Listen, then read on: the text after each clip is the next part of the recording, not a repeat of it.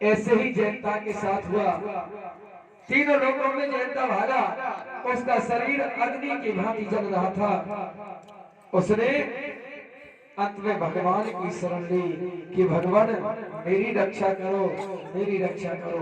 तो जैसा कि विधान है बताया गया है कि मुख से निकली वाणी और कमान से निकला तीर कभी वापस नहीं जाता। इसी तरह से जयंता के पास जो बाण आया था, जयंता को कि एक आंख को फोड़कर बाण वापस भगवान श्री हरि के श्री चरणों में चला गया। बोलिए सियापत रामचंद्र की। तो महाराज अभी हमने बताया कि पाप चाहे जाने में हो चाहे अनजाने में हो, और जयंता ने तो जानबूझकर पाप किया था। दुष्ट लोग पहले भी थे और वो हमेशा दूसरों का अहित ही करते थे। इस तरह से भगवान नित्य सत्संग करते हैं। माता सीता के साथ पंचवटी में वीर आसन लगाकर लक्ष्मण बैठते हैं। दिन व्यतीत होने लगा। एक दिन की बात है कि रावण की बहन थी जिसका नाम था शूर्पणखा। रावण पुलस्त ऋषि का पोता, विसर्वा का पुत्र एवं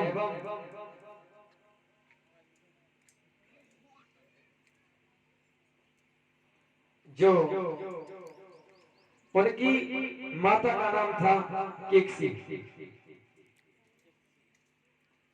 केकसी मैदानव की पुत्री थी। और रावण की तीन केकसी सहित दो अन्य मौसियां भी थी। कोई जानता है रावण की मौसियों के बारे में? मैं तुम्हें उसकी पूरी वंशावली बता सकता हूँ। रावण की तीन, उनकी मां से तीन मौसियां थी। राका, केकसी और त्रिष्टा। तो महाराज शूर्पणखा ने बहुत सुंदर रूप बनाया, जिसे देखकर तीनों लोग जो हैं उनकी सुंदरता पर आसक्त हो जाए। और रूप बनाने के बाद विचरने लगी दंडक वन में। दंडक वन ऐसा वन था जहां पर असुरों का ही राज था। और वो स्थान जो था रावण के भाई खरदूषण तीसरा, ये मौसेरे भाई थे रावण के, इनके कार्य क्षेत्र में आता था। ये भी रावण की तरह बहुत बलशाली थे, क्योंकि जब परिवार समर्थवान हो तो महाराज समर्थवान को कोई दोष नहीं है। ये हमारे वेद कहते हैं। तो दंडक वन में घूमती हुई वहां पहुंची, जहां पर भगवान श्री राम अपनी अर्धांगिनी माता सीता के साथ लक्ष्मण के साथ बैठे हुए थे। मन में एकदम लोभ आया। लोभ क्या आया? मन में लोभ आया कि महाराज कितने सुंदर हैं ये दोनों। अगर मेरी शादी इनके साथ हो जाए तो ये जोड़ी संसार की अद्भुत जोड़ी होगी। शूर्पणखा का विवाह पहले भी हो चुका था। इसके पति की हत्या स्वयं रावण ने की थी।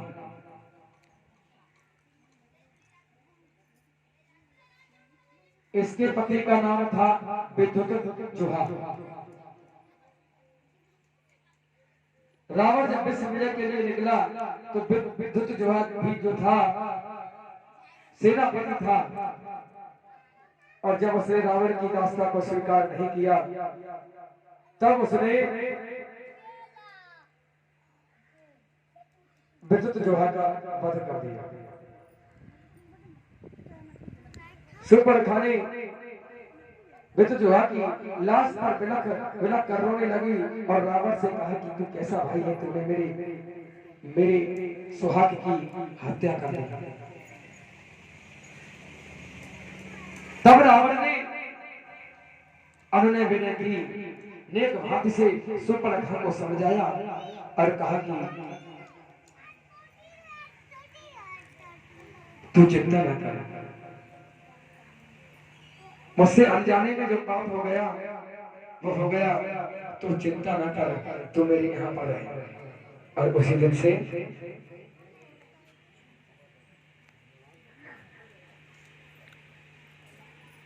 ले लली आ जाओ, जब तुम हमारी करो तो भगवान तुम्हारी भी सहायता करेगा। ले देव ने प्रसाद दे दिया और अपने मुखारबिंद से बोले कि क्या सोच करे पागल मनवा, जो जीत गया सो जीत गया,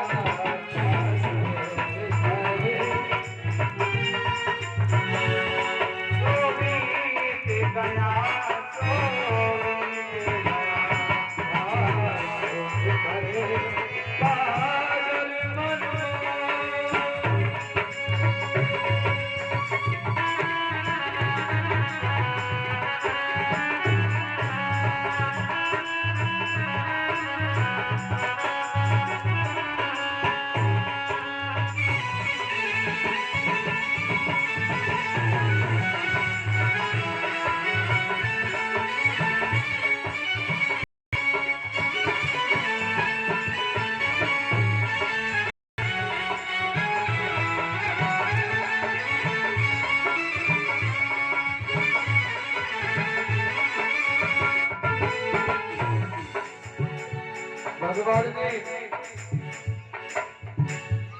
की सुंदरता पे जब सुपर्णखा मोहित हो गई तो भगवान से उसने कहा कि मैं तुम्हारे साथ विवाह करना चाहती हूँ।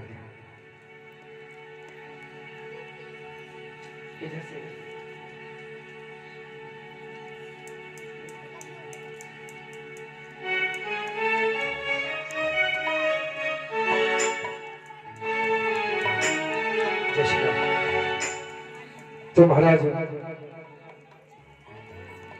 भगवान मुस्कुराए और मुस्कुरा कर कहा, देवी ऐसी बात ना करो, क्योंकि हम तो पहले से ही शादीशुदा है। हमारे यहाँ पर तो पत्नी है और हम एक व्रत रखते हैं, हम एक व्रत रखते हैं। तो तुम अगर चाहो तो हमारे भैया लक्ष्मण से पूछ लो। किनसे पूछ लो? लक्ष्मण जी से पूछ लो। अब लक्ष्मण जी से पूछा तो लक्ष्मण जी ने कह दिया कि हम तो शादीशुदा हैं। इस तरह से उसने अनेक बार जो है राम और लक्ष्मण से पूछा। राम और लक्ष्मण से जब एक बार पूछा तो दोनों ने ही आनाकानी की। एक बात और बताऊं कि असुर को बहुत तेज क्रोध आता है। क्या कहे? बहुत तेज क्रोध आता है।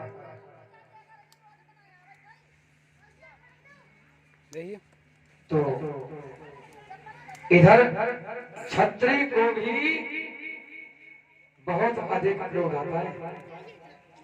अगर क्षत्रिय या तो बिगड़ेगा ही नहीं, और जब बिगड़ेगा तो महाराज बहुत ज्यादा क्रोध करता है। तो लक्ष्मण जी भी क्रोध में थे और सुपर्णखा भी क्रोध में थे। तो उन्होंने सुपर्णखा से कहा कि माता पिता पुत्र पुरुष मनोहर ने खतरा।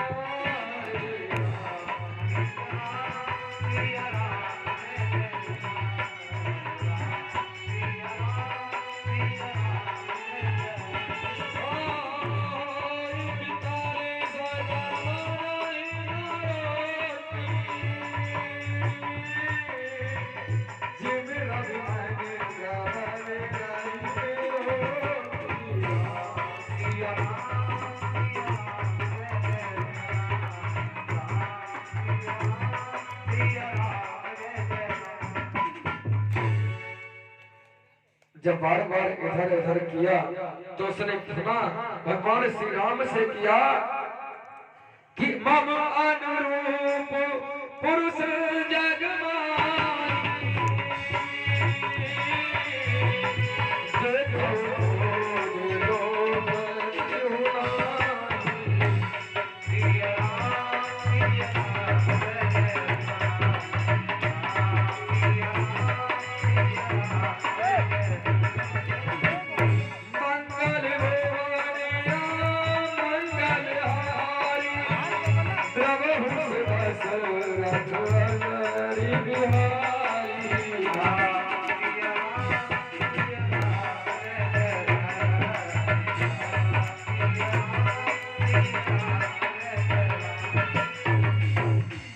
ये जो चौपाई मैंने आपसे कही कि मम अनुरूप पुरुष जग माही, बोलो है साथ लेके जाओ।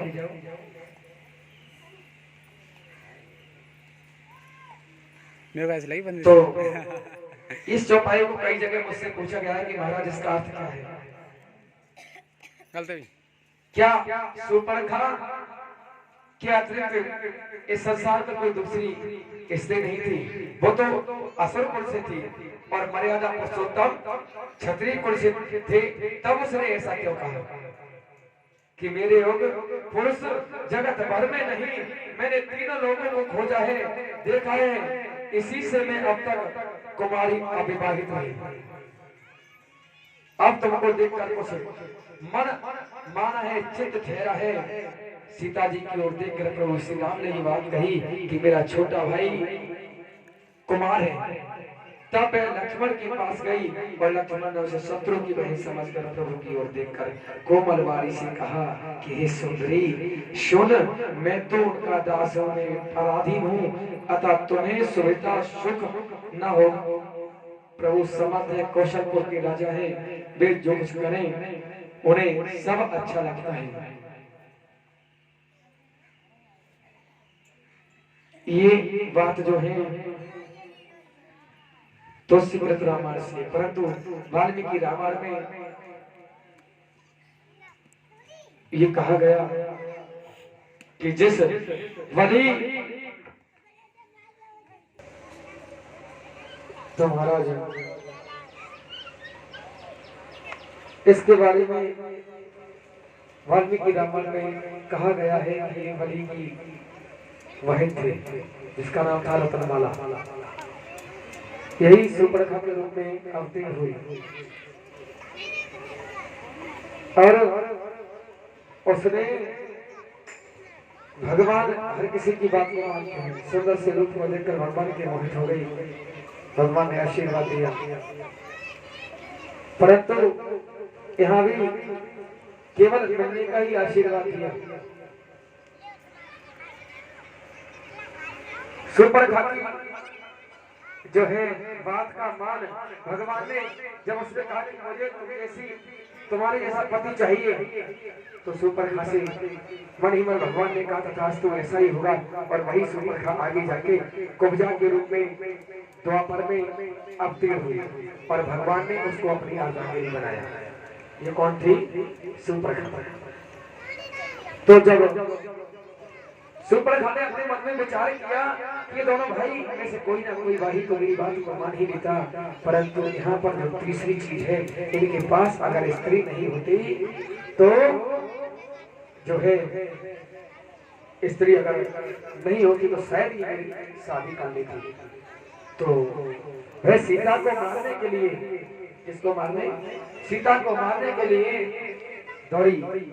भगवान ने हाथ का इशारा किया और लक्ष्मण ने सुपर्णखा के नाक पर कान दोनों को काट दिया। आज सीता रोती हुई पंचवटी में पहुंची। पंचवटी से अपने भ्राता खरदूषण के पास पहुंची। तो जब खरदूषण से कहा कि भैया तेरे रहते हुए मेरी नाक कट गई, तो खरदूषण ने कहा कि नाक गाने मिनु हरि बिरारा चनु सब सहरे तेरा हरि दूषण बाई गाई मिल पाता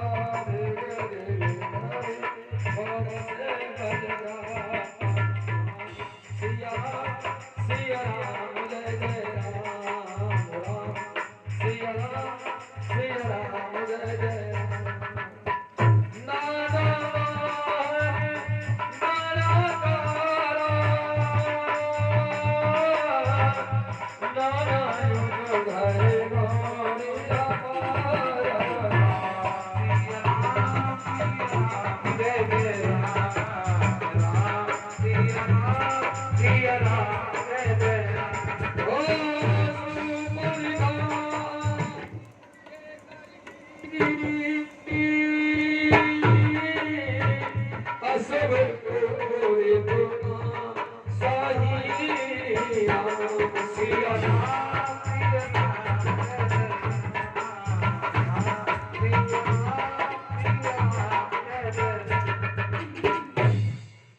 खरदूषण के पास जब सुपर्णखा पहुंची, खरदूषण ने पूछा कौन था जिसने तेरी नाक कान काट लिया? तूने हमारा नाम नहीं बताया। तो खरदूषण से कहा उसने कि मैंने तेरा नाम लिया, परंतु उन दोनों भाइयों ने मुझे तिरस्कृत कर दिया। और जब तिरस्कृत कर दिया, वे नाक कान काट लिए। उसने कहा कि हम तुमसे शादी करना चाहते हैं। मैंने कहा कि मैं लंकापति रावण की बहन हूं। उन्होंने कहा कि हमारे समान वीर संसार में कोई दूसरा नहीं।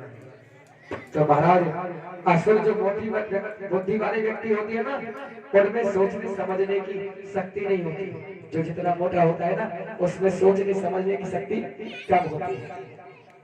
मैं किसी पर व्यंग नहीं कर रहा हूँ। कल को मैं कोई कि महाराज जी मोटे व्यक्ति का व्यंग करते हैं, मैं व्यंग नहीं करता हूँ। ये मेरा जिंदगी अनुभव है। और पतले व्यक्ति को क्रोध दिखाता है। दोनों बातें जिसके शरीर में ठिकाना ना हो, महाराज इतनी तेज गुस्सा करता है कि पता नहीं विंध्याचल पर्वत को उठा के ले जाए।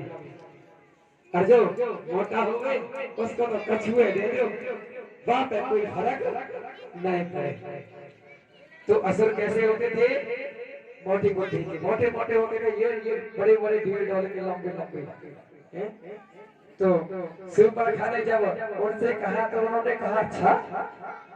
उन्होंने कहा चलो सेनापति युद्ध करने के लिए भगवान राम के सम्मुख जैसे ही आए और भगवान से उन्होंने यही कहा, एक ही बात कही महाराज, दूसरी बात ही नहीं कही कि तुम एक काम करो, हमारी बहन की नाक कट गई तो कब जाने दो, तुम अपनी स्त्री हमें दे दो, अपनी स्त्री हमें दे दो और तुम यहाँ से चले जाओ। अब बताओ महाराज, ये अपना स्वार्थ सिद्ध कर रहे थे या शूर्पणखा की सहायता में गए थे? कोई बताएगा शूर्पणखा की सहायता हो गई या अपने कार्य के लिए गए थे? परंतु जो व्यक्ति किसी की माता बहन पर कुदृष्टि डालता है उसका यही अज्ञान होता है जो खर और दूषण का हुआ था। बोलिए गोविंद भगवान की। तो महाराज खर दूषण कृष्णा एक एक बाण से सबका गोविंद आई नमो नमः हो गया। उस वक्त जो वहां पर जो पब्लिक थी, जो लोग गए थे, 50 रुपए का दान हमारे भैया जी भगवान की कथा में करते हैं, भगवान की सभी मनोकामनाएं पूरी करें। और 100 रुपए का दान हमारे भैया देवेंद्र शर्मा जी की माता जी भगवान की अमृतमय कथा में दान करते हैं, भगवान की सभी मनोकामनाएं पूरी करें। बोल साचे दरबार की आवाज बिल्कुल नहीं आई। रोटी खा कर आए तो बात चल रही थी कि रोटी खा कर आए। उस वक्त भगवान राम ने खर दूषण तृष्णा सहित 3 करोड़ असुरों का संहार कर दिया। कितने का? 3 करोड़ का। लिखित प्रमाण की कथा है महाराज। अब 3 करोड़ को 3 लोगों ने मार दिया। क्यों मार दिया? क्योंकि महाराज उनके विचार दूषित थे। भाई दूषित विचार यही तो थे कि सीता जी को हमें दे जाओ, तुम चले जाओ। और जब व्यक्ति का विचार दूषित हो जाए तो उसको संसार में कोई भी बचाने वाला नहीं है। आप ही बताओ, जब आपका दिमाग काम करना बंद कर दे तो लोग क्या कहेंगे? कोई पागल कहेगा, कोई कुछ कहेगा, कोई तो जो भी उसके मन में आएगा वो कहेगा। क्योंकि 3 तरह से व्यक्ति की बुद्धि खराब होती है। कौन कौन सी 3 तरह? दूसरे धन को देखकर, किसी के बढ़ते हुए परिवार को देखकर। मनुष्य के विनाश के 3 कारण होते हैं, जन, जल और जमीन। या उसको कहीं से बाहर से संपत्ति प्राप्त हो जाए तब मनुष्य का विवेक खराब हो जाता है और वो स्वयं उसमें गिर जाता है। एक जगह मैंने महाराज ये भी सुना कि लोग कहते हैं कि लंका रावण को दान में मिली थी। लंका रावण को दान में मिली थी, परंतु हम कहते हैं कि लंका का अस्तित्व रावण के जन्म से बहुत समय पहले था।